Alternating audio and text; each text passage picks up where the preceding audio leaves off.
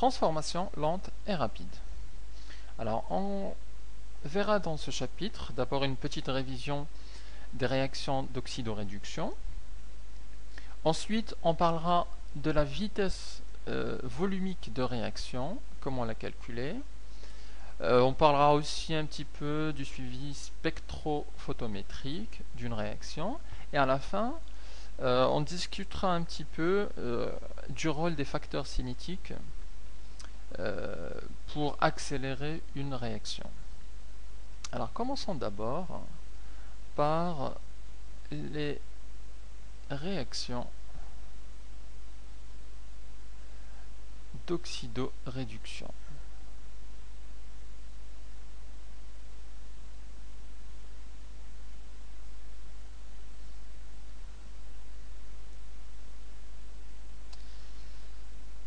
Donc notamment avec quelques définitions. C'est quoi un oxydant? Alors, par définition, un oxydant est une espèce chimique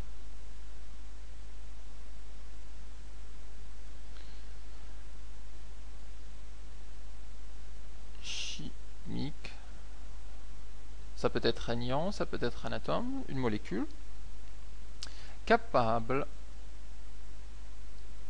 de capter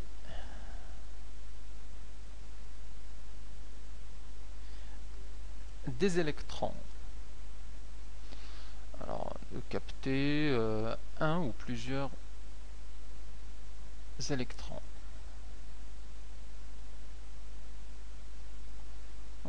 Plusieurs électrons. Par exemple,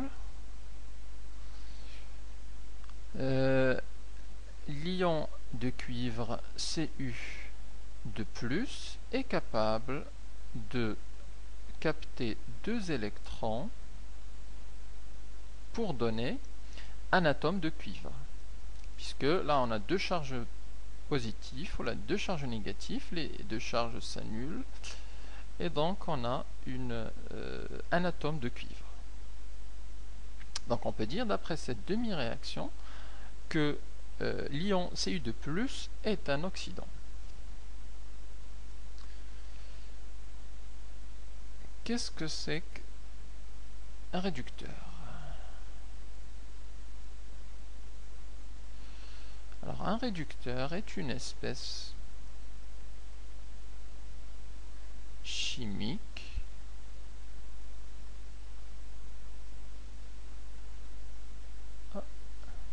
capable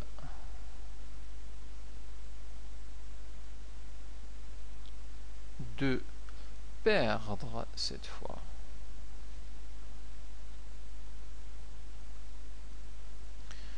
un ou plusieurs électrons.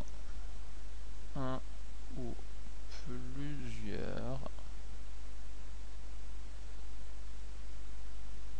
électrons.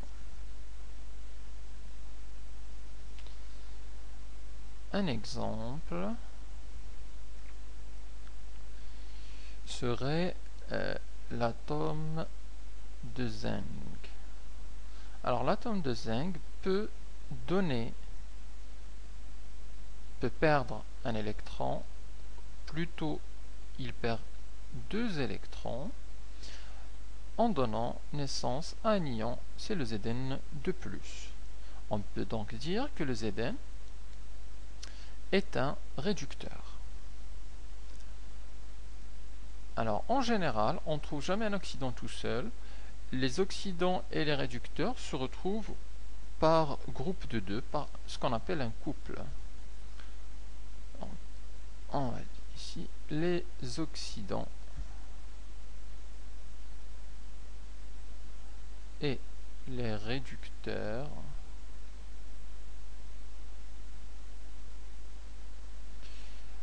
se regroupent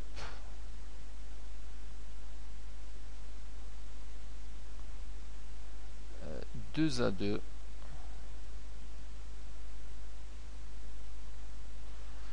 sous forme d'un couple.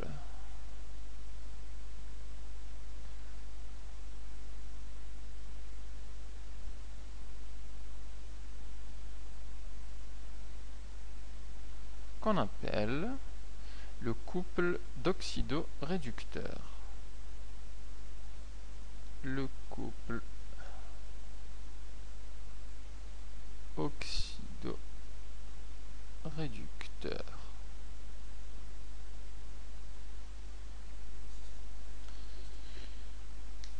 Et ce couple en fait regroupe l'oxydant et le réducteur correspondant. Par exemple, donnons des exemples.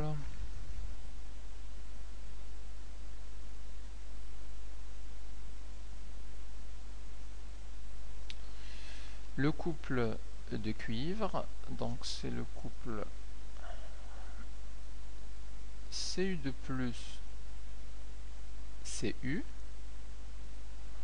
On met toujours au numérateur en fait l'oxydant et au dénominateur le réducteur. L'oxydant donc c'est le Cu de plus et le réducteur c'est le Cu. On a aussi le couple H3 plus H2. C'est un couple qu'on retrouvera assez souvent dans les exercices, donc à connaître. Le couple MnO4 moins Mn2 plus du manganèse et l'ion de permanganate et le couple de chrome, alors c'est R2O7 de moins et l'ion correspondant c'est le Cr3 plus. Alors chaque couple va nous donner deux demi-équations, ou plutôt une seule. Voilà. Chaque couple en fait va nous donner une seule demi-équation. Et l'équation du Cu de plus va être Cu de plus qui capte deux électrons et qui donne le Cu.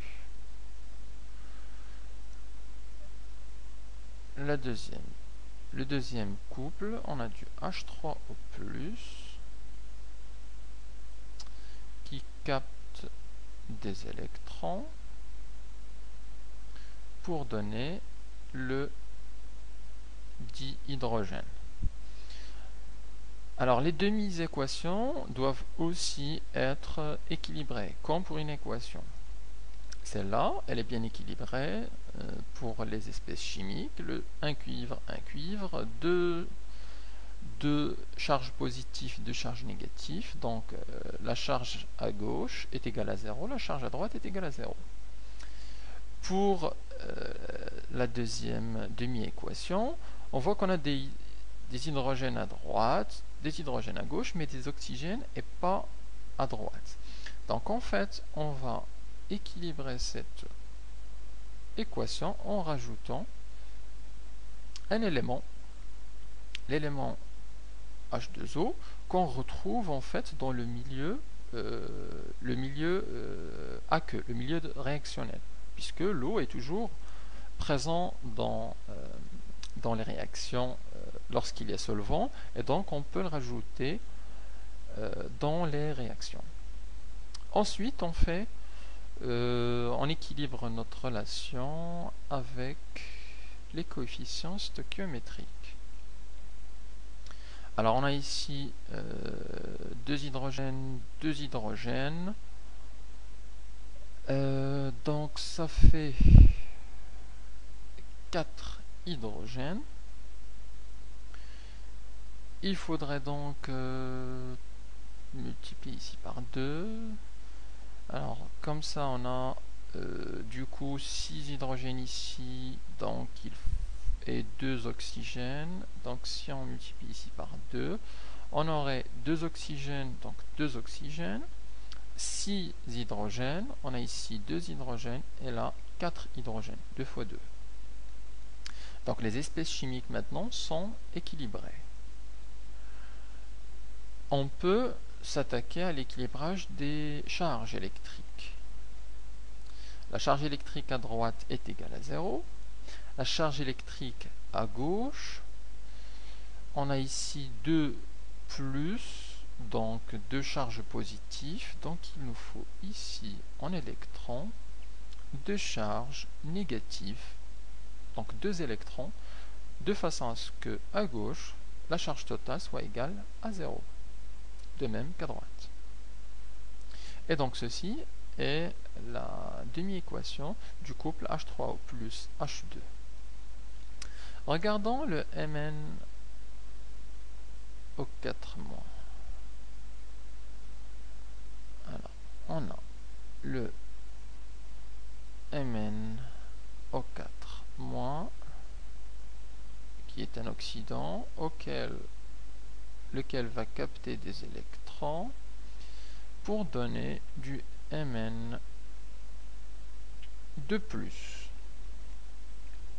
Alors pareil, on voit que ici on a des oxygènes à gauche et ici il n'y en a pas. Donc pour équilibrer, on rajoutera une molécule d'eau, H2O. Seulement, maintenant on a des hydrogènes à droite et pas à gauche. Alors, on peut équilibrer en rajoutant l'ion H+.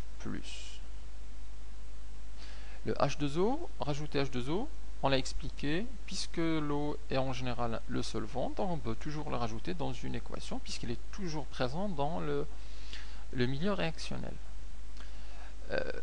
Pour pouvoir ajouter le H+, en fait, il faut que cette demi-réaction ait lieu dans un milieu acidifié. Donc ici, je dois le préciser, le milieu doit être acidifié.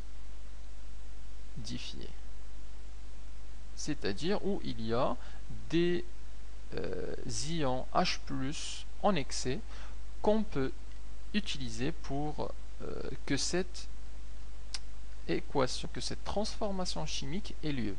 Si on n'a pas du H+, cette demi-équation ne marchera pas. Donc si on n'a pas de milieu acidifié, on ne peut pas avoir de réaction d'oxydoréduction avec ce couple.